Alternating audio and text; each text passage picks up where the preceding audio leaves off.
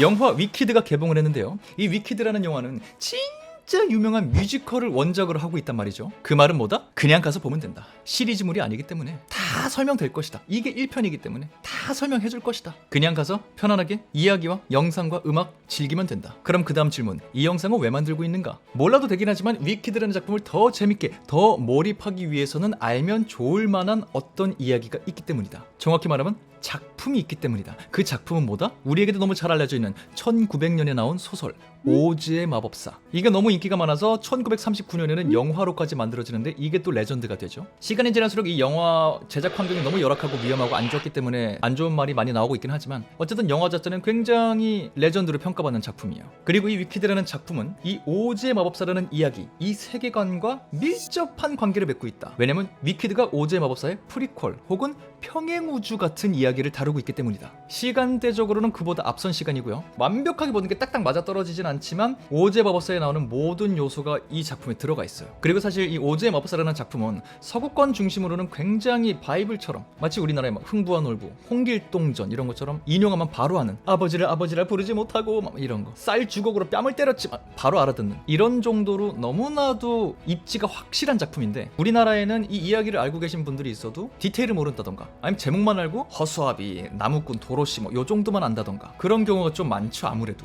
입지가 아주 확실한 작품은 아니죠. 하지만 요 작품에 나오는 디테일들을 알고 보면 위키드라는 작품이 더 재밌고 몰입하기가 좋을 수밖에 없다. 이어지니까. 그래서 정리해보는 위키드를 보는데 필요할 정도로만 정리한 오즈의 마법사 이야기와 설정, 디테일들 바로 시작합니다.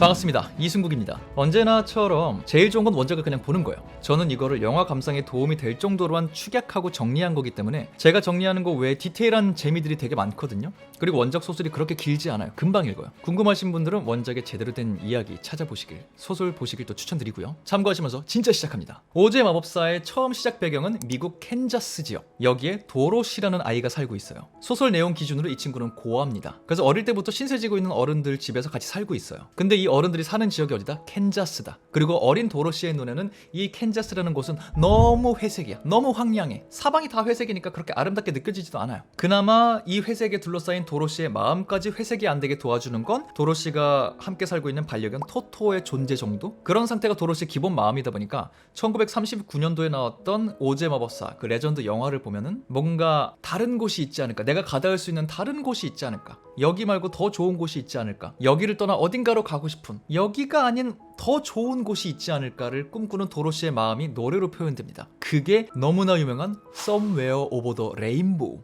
Somewhere over the rainbow. 그게 심경이에요. 무지개 저 건너 어딘가에는 그런 곳이 있겠지. 자장가에서나 들어본 그런 곳이 있겠지. 뭐 그런 마음이 담긴 거. 아무튼 그런 회색지대 캔자스에는 태풍이 종종 불어왔습니다. 회오리 바람이 막 일어나고요. 어느 날 도로시가 살고 있던 그 지역에 엄청난 태풍이 오는데 타이밍이 좀 안 맞아져요. 불의의 사건으로 인해서 도로시가 집 지하에 준비된 지하 안전시설로 들어가기 전에 이 태풍이 집을 통째로 날려버립니다. 집안에는 도로시랑 토토가 같이 있었어요. 강아지가 한참을 날아가. 다행히 집이 부서지진 않았어. 이채로 그냥 통으로 날아가요. 그러다가 어딘가에 쿵 떨어져요. 이 집이. 다행히 도로시와 토토 다치지 않았어. 일단 집 밖으로 나와보죠. 살았으니까. 근데 주변 비주얼이 너무 달라. 우리 집 근처는 다 회색이었는데 여기는 굉장히 컬러풀해. 뭔가 달라. 활기가 있어. 이 지역의 이름이 바로 오즈라는 곳이었어요. 오즈라고 부르는 어떤 지역일 수도 있고요. 오즈 나라라고 부르기도 해요. 어쨌든 이때 태풍에 의해서 캔자스에서 오즈라는 곳까지 날아왔다. 그리고 지금 도로시가 보고 있는 요 곳은 오즈라는 지역 안에서도 먼치킨 랜드라는 곳이었다. 어떤 소도시, 소지역 같은 느낌이에요. 이 먼치킨 랜드는 굉장히 키가 작은 존재들, 먼치킨이라는 사람들이 모여서 살고 있기 때문에 먼치킨 랜드라고 불렸어요. 근데 이 먼치킨들이 도로시를 되게 신기하게 쳐다봐. 도로시는 지금 자기 너무 당황스럽잖아요. 태풍 타고 가서 겨우 살아갖고 나왔는데 여긴 어디지? 이곳이 이 세계? 막 이러고 있는데 얘네가 도로시를 이상하게 보는 걸 넘어서 되게 신기하게 봐. 도로시가 마법사인 줄 알아요. 왜냐? 사실 이 먼치킨랜드는 동쪽의 사악한 마녀라고 불리는 굉장히 못된 마녀가 지배하고 있었어요. 먼치킨들을 노예처럼 부리면서 이곳을 완전 독재하고 있던, 다 이 사람들을 억압하고 괴롭히던 동쪽의 사악한 마녀가 있었는데 도로시네 집이 날라오면서 이 마녀 위로 떨어진 거예요. 도로시가 의도한 건 아니었죠. 근데 어쨌든 마녀 위에 갑자기 집이 퉁 떨어지고 거기서 누가 나오는데 그게 도로시야. 처음 보는 종류의 사람이야. 그러니까 먼치킨들은 저 사악한 동쪽의 마녀를 한 방에 죽이는 거 보니까 또 도로시가 위대한 마법사인 거 아닐까? 이렇게 볼 수밖에 없는 거죠. 먼치킨들 입장에서는 굉장히 럭키하고 굉장히 미스테리한 상황, 이 상황이. 그래서 진짜 이 도로시는 어떤 존재인가? 마법사가 맞나? 이걸 확인하기 위해서 먼치킨들이랑 같이 온 어떤 존재가 또 있었어요. 이 존재도 근데 마녀였어요. 근데 지는 착한 마녀래. 북쪽에서 온 북쪽의 착한 마녀. 이 마녀가 하는 말을 들어보니까 이쪽 세계에서는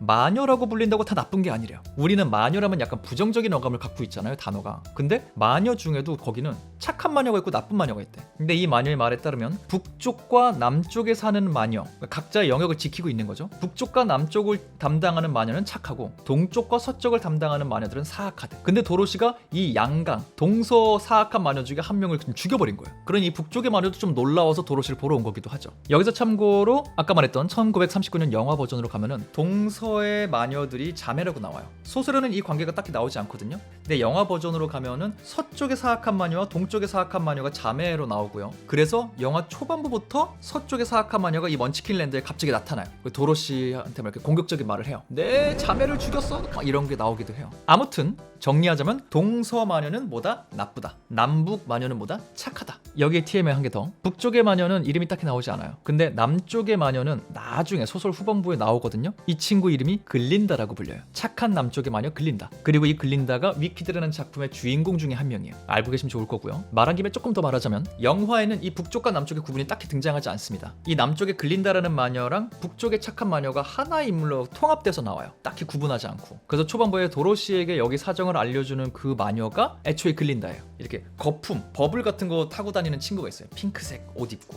요술봉 들고. 그래서 영화 버전에서는 착한 마녀 글린다 한 명만 나온다. 요 정도만 참고하시고요. 우리는 소설 기준으로 얘기하고 있었으니까 계속 진행해 보도록 하죠. 이 북쪽에서 왔다는 착한 마녀와의 대화를 통해서 도로시는 이 오즈라는 세상에 대해서 많은 걸 알게 돼요. 뭐냐? 이 오즈라는 세상엔 아직도 마법이 실제로 존재한다. 문명이 발달할수록 마법이 줄어들어요. 그래서 도로시의 세상에는 마법이 없는 거고요. 근데 이 오즈라는 곳은 사방이 사막으로 둘러싸여 있어서 다른 세상과 고립이 돼 있어요. 그래서 보통 인류의 발전을 따라가지 못했어요. 자기네 세상이 너무 오랫동안 지속됐어. 그러다 보니 아이러니하게 오히려 신기한 마법이 아직도 남아있었다. 이 세계관에서 문명의 발전과 마법의 발전은 반비례한다. 참고하시고요. 이 설정이 중요한 이유는 뭐다? 마법도 마법이지만 오즈는 고립돼 있다. 그 말은 뭐다? 도로시가 집으로 돌아가는 방법을 아무도 모른다. 이 밖으로 나갔다 온 사람이 없어. 그러면 어린 도로시 마음이 어때요? 절망, 좌절. 이 대단하다는 북쪽의 착한 마녀도 모른대. 그건 자긴 모른대. 그거를 아마 도와줄 수 있는 사람은 오즈의 또 위대한 마법사가 따로 있어요. 에메랄드 시티죠, 영어로. 에메랄드 시에 사는 오즈의 위대한 마법사는 그거 분명히 도와줄 수 있을 거다. 굉장히 강력한 마법사다. 가봐라. 도로시는 졸지에 거길 또 찾아가는 여정을 떠나게 된 거예요. 에메랄드 시는 어떻게 가냐? 이 넓은 땅에서 어떻게 찾아가냐? 쉽대. 노란색 벽돌길을 따라가면 된대. 봤더니 진짜로 노란색 벽돌길이 있어요. 너무 노래, 딱 눈에 띄어. 이것만 주장창 따라가면 무조건 에메랄드 시로 이어지게 돼 있대. 오즈의 길은 그렇게 구성이 돼 있대. 그래서 어디서 길에 들어서든 노란색 벽돌길은 무조건 에메랄드 시로 가는 길인 거예요. 그래서 미국 영화 다른 데 보면은 이런 노란 벽돌길, 옐로우 브릭 로드라는 여기저기 인용이 나올 때가 있어요. 그건 다 오즈의 마법사 인용이다 생각하시면 되고요. 뭐 방법이 없잖아. 여기 가서 마법사를 찾아야 되니까. 도로시는 이 노란 벽돌길을 걷기 시작합니다. 근데 이전에 득템이 하나 있었어. 도로시가 이때 새 구두를 신고 걷기 시작합니다. 은구두가 나와요. 은구두. 아까 도로시가 타고 있던 집이 동쪽의 사악한 마녀 위로 떨어졌잖아요. 좀 기괴하게 떨어져서 완전히 짜부시킨 게 아니라 하체는 집 밖으로 나와 있었어요. 그러니까 상반신을 짜부시켜서 죽인 거예요. 그래서 이 하반신 시체가 집 밖으로 삐져나와 있었거든요. 근데 이 사악한 동쪽 마녀 발끝에 은색 구두가 신겨져 있었어요. 이거를 도로시가 챙겼었거든요. 어차피 죽었으니까. 그리고 무엇보다 북쪽의 마녀가 그런 말을 해줬어요. 저 은구두는 뭔지 모르겠는데 굉장한 마법의 능력이 있는 걸로 알고 있다. 어떤 능력인지 정확하게 설명을 안 해줘서 그런데 동쪽의 사악한 마녀가 항상 자랑했었다. 저 구두가 대단한 거라는 걸. 그러니까 아이템 안 챙길 이유가 없잖아요. 게임에서도 루팅 하는데. 그래서 어쨌든 그 은구들을 신고 도로시가 노란 벽돌길을 걷게 됩니다. 자기 신발이 많이 해져 있었거든요. 무슨 능력이 있는지 모르니까 뭐 마법은 부릴 줄도 모르고 그냥 걷기만 있기만 해요. 그렇게 출발한 지 얼마 안 돼서 도로시는 보크라는 이름의 한 먼치킨 집에 또 신세를 지게 돼요. 알고 봤더니 이 보크라는 친구는 먼치킨 중에 가장 부유한 부잣집 먼치킨이에요. 얘네는 지금 동쪽의 사악한 마녀가 사라진 게 너무 기쁜 소식이기 때문에 파티를 한참 하고 있어서 너무 신났어. 보크도 당연히 너무 신났어. 파티하고 있어. 여기서 잠깐 신세지고 에너지를 채우고서 계속 이동을 하기 시작합니다. 이 보크라는 친구도 영화에 등장할 거예요. 그래서 이름 알려드렸고요. 그렇게 노란 벽돌길을 걷기 시작하다가 도로시는 장대 위에 달려있는 한 허수아비를 그냥 마주치게 됩니다. 근데 허수아비인데 말을 해. 생명이 있어 이 안에. 신기한 세상이잖아요. 마법이 있잖아요. 얘랑 막 얘기를 하기 시작해. 그랬더니 진짜 허수아비니까 몸 안에가 다 지푸로 만들어져 있다는 거야. 지푸라기로. 그래서 되게 좋은 점이 있어 얘는. 맞아도 안 아파하고요. 오래 걸어도 피곤해하지 않아. 장기가 애초에 없으니까. 좋은 거구나. 근데 본인은 본인에게 굉장히 아쉬워하는 게 있어. 안에가 다 지푸라기니까 뇌가 없어. 여기도 지푸라기야. 그러니까 생각이라는 걸 깊게 못해. 무식해. 함정이 있어도 한 번에 잘 못 피해. 그래서 그게 자기 좀 컴플렉스였는데 도로시랑 얘기를 하다 보니까 얘가 집에 가기 위해서 소원을 빌기 위해 마법사를 찾아간다는 거야. 야 그럼 나도 너 따라가자. 나 좀 뇌 좀 받자. 나도 생각 좀 하는 똑똑한 허수아비가 되고 싶다. 나도 마법사 따라갈래. 그래서 도로시한테 갑자기 파티원이 생깁니다. 허수아비가 붙어요. 같이 걸어가요. 그렇게 걷다가 이번에는 온몸이 양철로 된 양철 나무꾼을 만나게 돼요. 허수아비도 애초에 지푸라기였으니까 그럼 얘도 애초에 양철이었나? 얘기를 해보니까 얘는 또 달라. 얘는 애초에 사람이었대. 먼치킨이었을 수도 있고요. 근데 뭔가 얽히고 설킨 것 때문에 자기가 나무 하려고 도끼질을 할 때마다 동쪽의 사악한 마녀의 저주에 걸려서 도끼가 자꾸 손에서 미끄러지는 거야. 그런 다음에 그 도끼가 어디로 가? 자기 몸으로 가. 도끼 휘두르면 자기 다리가 잘려. 또 휘두르면 막 팔이 되게 기괴해요. 근데 여기는 또 마법의 세상이니까 그렇게 몸이 훼손될 때마다 자기가 아는 대장장이의 도움을 받아서 여기를 양철로 때운 거죠. 몸을. 원피스의 프랑키 같은 존재. 자기 몸을 계속 기계로 대체하고 있어. 그러니까 동쪽의 사악한 마녀가 열받잖아요. 약 오르잖아. 자기 저주를 걸었는데 자꾸 살아나. 그래서 이번에 저주를 좀 세게 걸어요. 어느 날 도끼질을 했는데 그게 자기 몸을 갈라버려요. 근데 또 그걸 대장장이가 살려. 기를 쓰고 살려. 그러다 보니까 온몸이 양철로 바뀐 양철 나무꾼이 되어버리죠. 이때 치명적인 단점이 하나 생깁니다. 원래 생물이었다가 양철로 변했잖아요. 모든 게 몸통까지 바뀌었잖아. 이 과정에서 심장이 없어져 버려요. 생물의 특권인데 이게 없어져 버리니까 감정이 없어진 거야. 사실 이 양철 나무꾼은 소시 쪽에 사랑하는 아이가 있었거든요. 결혼하고 싶은 아이가 있었거든요. 근데 자기가 양철 나무꾼이 돼서 심장이 없어지니까 그녀를 사랑하는 마음도 없어진 거야. 이게 자기는 너무 기분이 안 좋은 거지. 너무 슬픈 거지. 물론 야 슬픈 것도 감정 아니야. 어떻게 심정이 오는데 슬픈 감정을 느껴. 말이 안 되잖아 라고 티적인 발언을 하시는 분이 있으면 그건 저한테 따지시면 안 돼요. 원작자한테 말씀하셔야 돼요.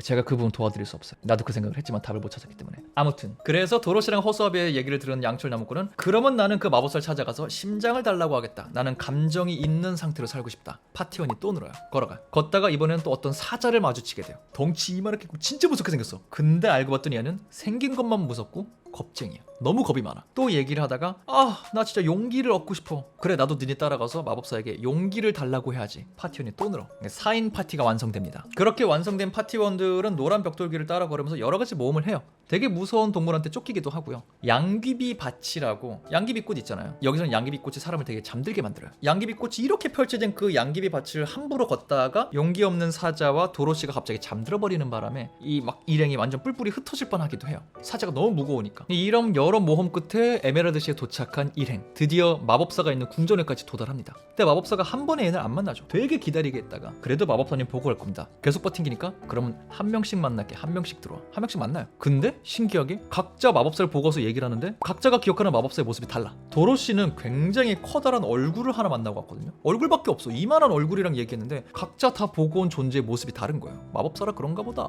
근데 괴팍하다는 소문을 많이 들었거든요. 밖에 나오지도 않고 되게 무서울 수도 있고 여러 가지 모습이 있단다. 그런가 보다 했어요. 근데 중요한 건 이 마법사의 모습이 아니었어요. 마법사가 내건 조건이었어요. 야 나한테 소원 들어달라고? 기브 앤 테이크 아니야? 니네가 먼저 내가 주는 미션을 깨면 내 도와줄게. 그 미션은 뭐였냐? 4명에게 다 똑같은 미션이었어요. 서쪽의 사악한 마녀를 물리쳐라. 걔를 물리치고 전리품을 가져오면 내가 너의 소원 들어주겠다.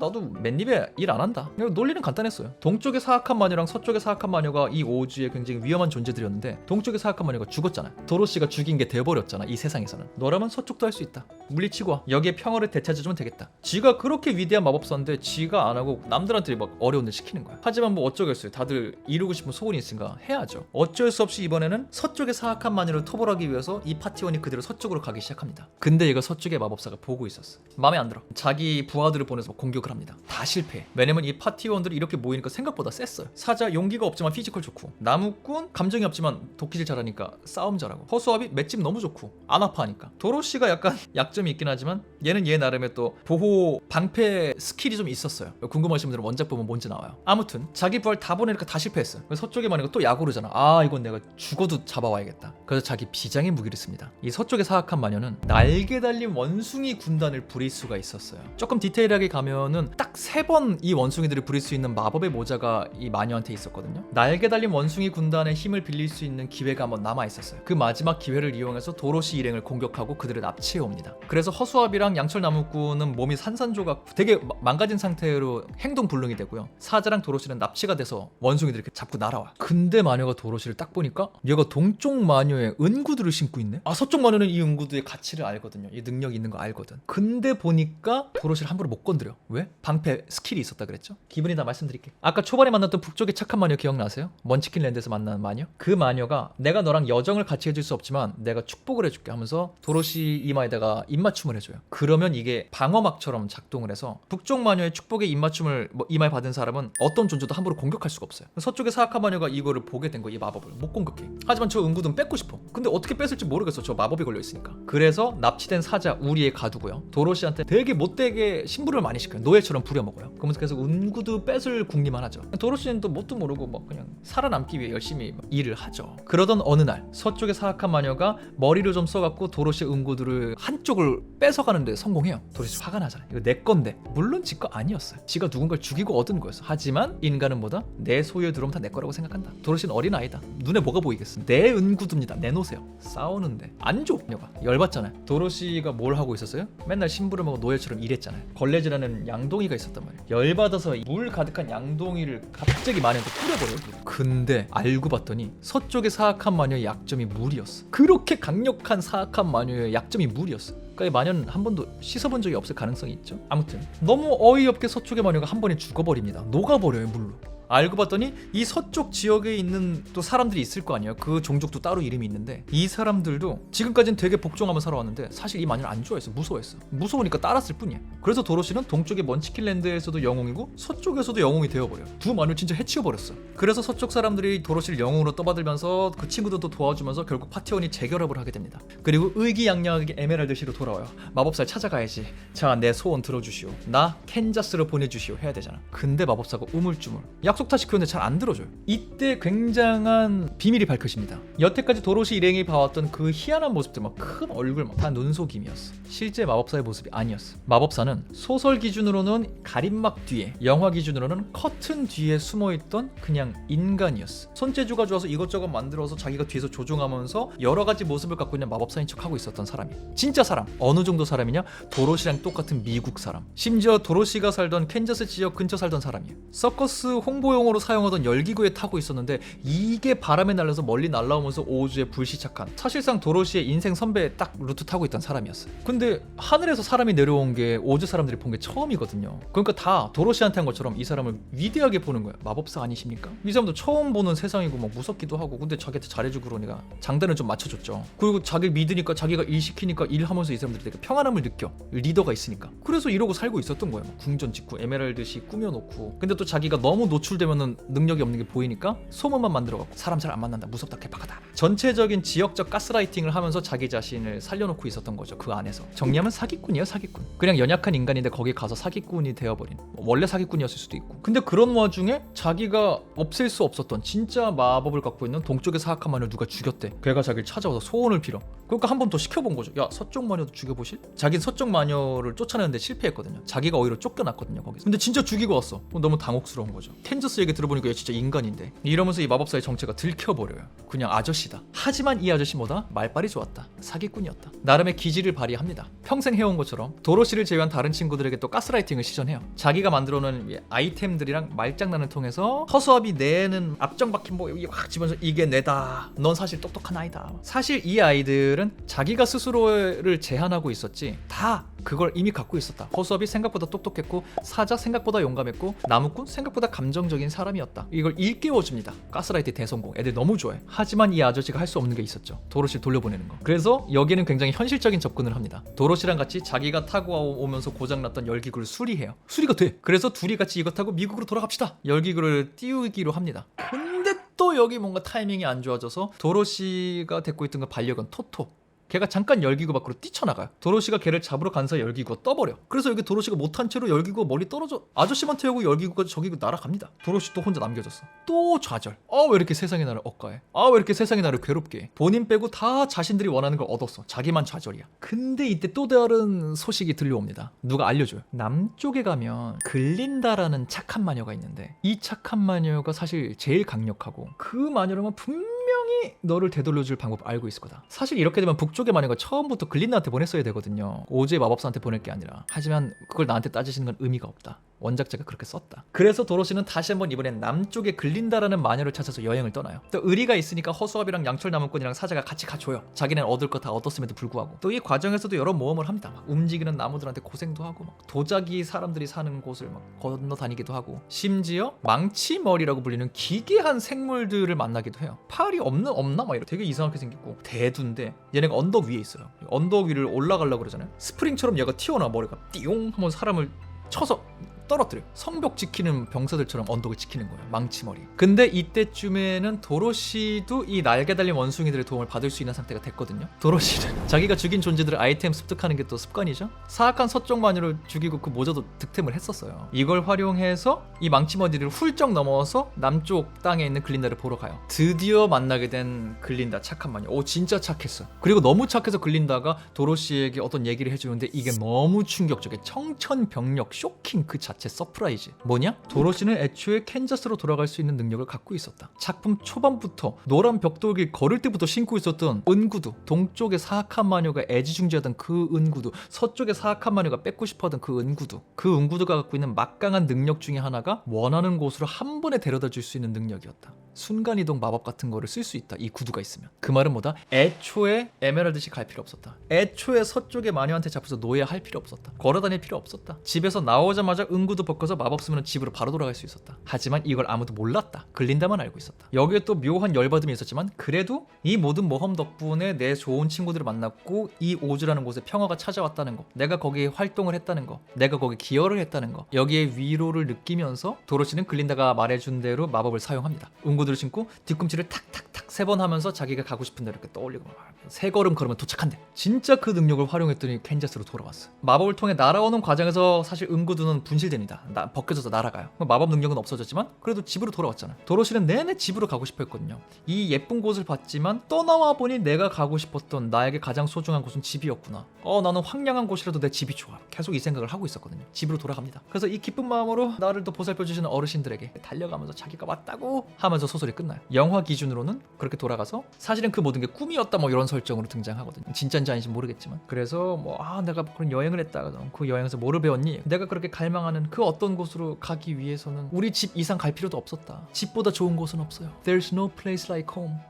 하면서 끝나요. 그래서 이 집의 소중함 일깨워주며 작품이 끝난다. 이게 오즈의 마법사의 전체적인 흐름입니다. 말씀드린 대로 디테일한 부분은 굉장히 재미가 있고요. 다른 포인트들이 있어요. 전 이거 흐름만 말씀드린 거고 궁금하신 분들은 소설을 보시면서 디테일 찾아가 보시고요. 또 다르게 궁금하시면 1939년 영화도 한번 찾아보시고요. 지금 여기까지 듣고 위키드를 보시면 혹은 위키드를 보고 이걸 보신 분들은 그런 생각하실 수 있어요. 어떤 요소들 영화에 나온 것 같아. 근데 그렇게까지 밀접한? 굉장히 밀접한. 특히나 위키드가 파트 1, 2 나눠서 나오거든요. 2까지 다 보시면 요걸 내가 알았어야 되는구나. 그 말은 뭐다? 내년에 위키드 파트 2가 나올 때 이 영상 다시 보시면 또 재밌을 거다. 네, 그렇게 위키드 볼 때 도움이 될 만한, 과몰입하는데 도움이 될 만한 정도로만 정리한 오즈의 마법사 정리 영상 여기서 마무리하도록 하겠습니다. 위키드 다들 재밌게 보고 계신지 모르겠네. 아무튼 저는 다음번 다른 영상으로 인사드릴 것을 약속드리며 이쯤에서 사라져 보도록 하겠습니다. 영상 재밌게 보셨으면 구독하고 좋아요 눌러주시고 댓글 달아주시는 거 잊지 말아주시고요. 지금까지 저는 천재 이승국의 이승국이었습니다. 감사합니다. 바이바이.